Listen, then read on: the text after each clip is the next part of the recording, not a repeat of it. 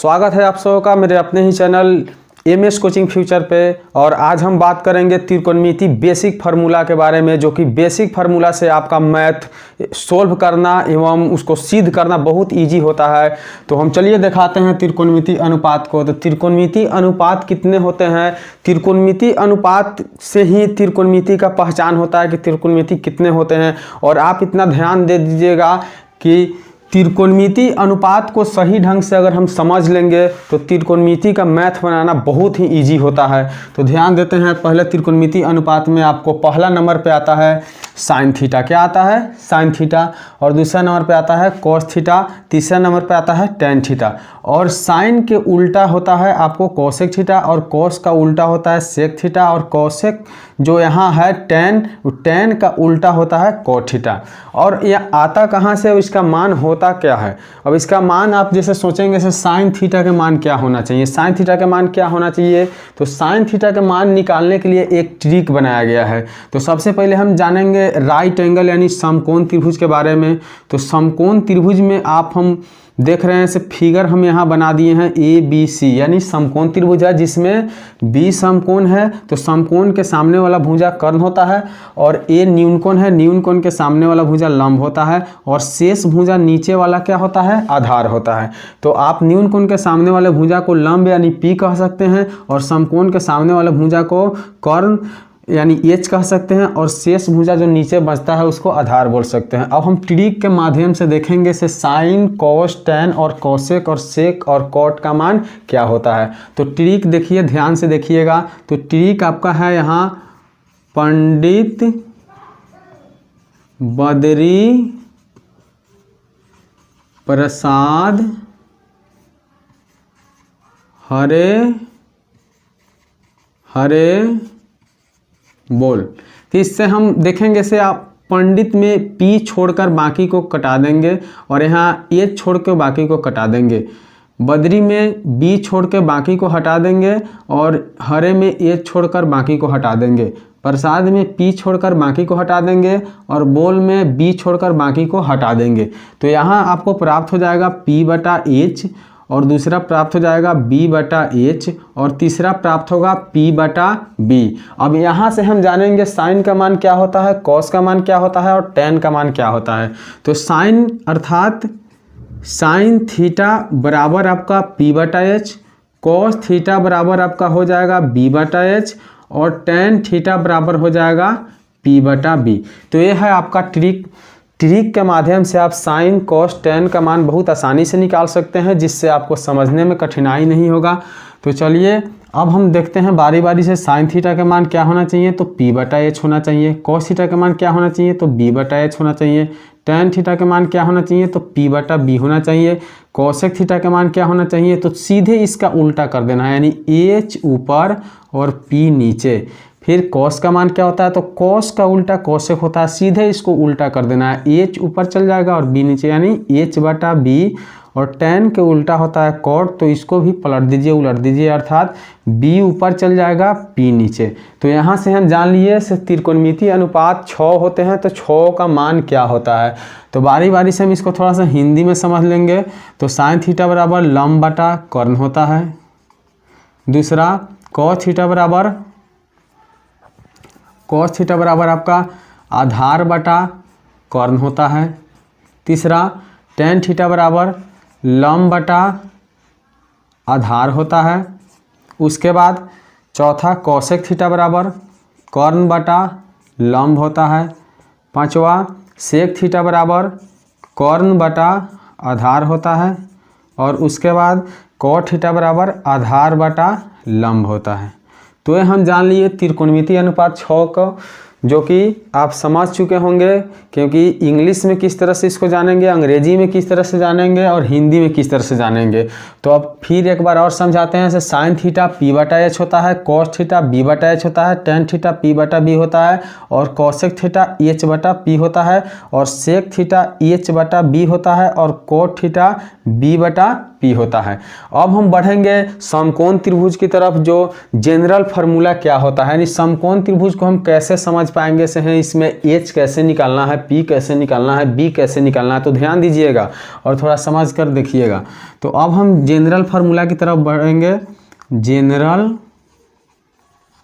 Formula, तो general formula में क्या होता है ध्यान दीजिएगा। तो सबसे पहले यदि हमें एच फाइंड करना है यानी एच निकालना हो तो क्या करना होगा, तो एच निकालने के लिए हम क्या करेंगे, एच स्क्वायर बराबर पी स्क्वायर जोड़ बी स्क्वायर।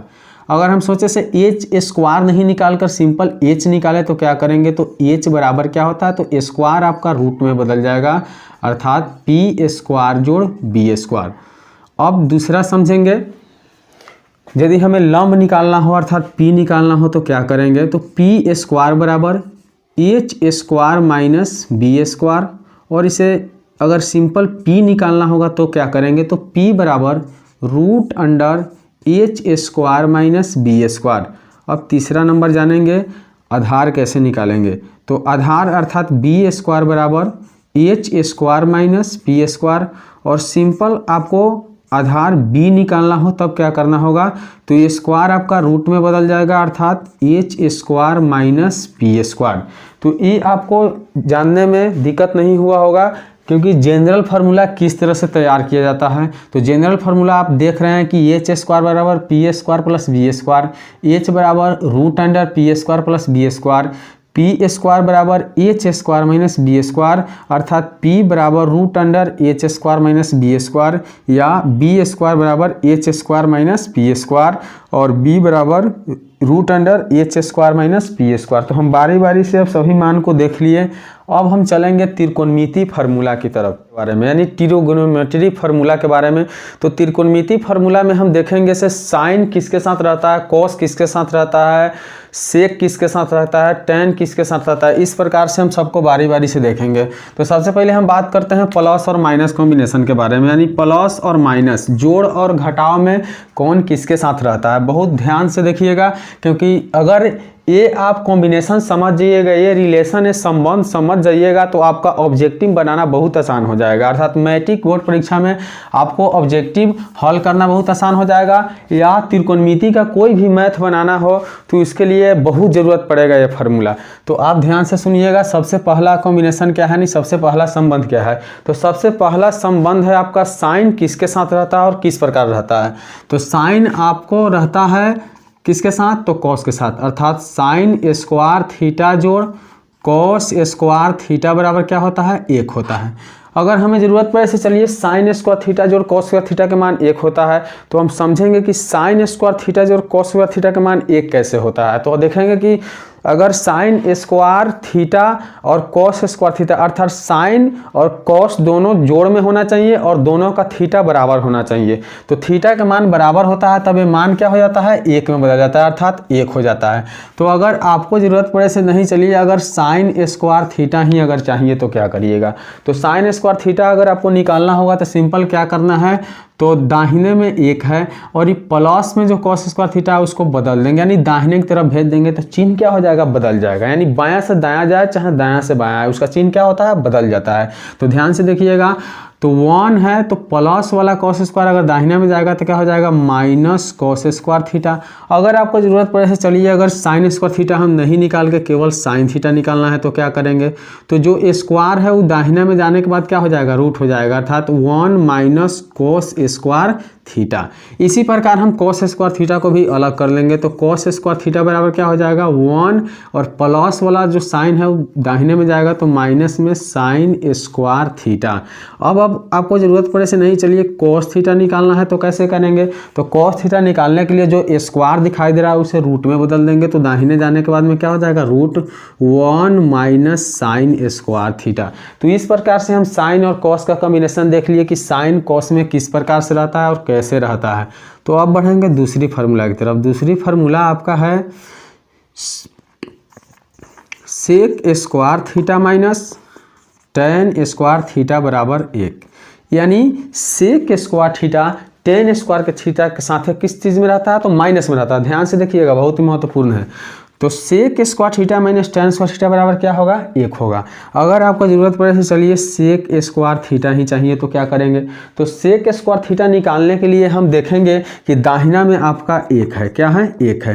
तो ये माइनस में जो टेन स्क्वायर है वो दाहिना में जाने के बाद में क्या हो जाएगा, तो प्लस टेन स्क्वायर थीटा हो जाएगा।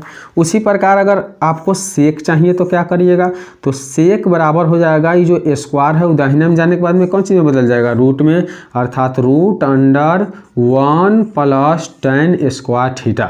ठीक उसी प्रकार आप जिस प्रकार से सेक को बाहर किए हैं उसी प्रकार से टेन को भी बाहर कर सकते हैं। तो टेन को बाहर करने के लिए क्या करेंगे, तो टेन तो पहले से माइनस में है, तो माइनस में है तो घबराने की बात नहीं है। माइनस से प्लस में किस प्रकार से किया जाएगा वो आपको हम बता रहे हैं।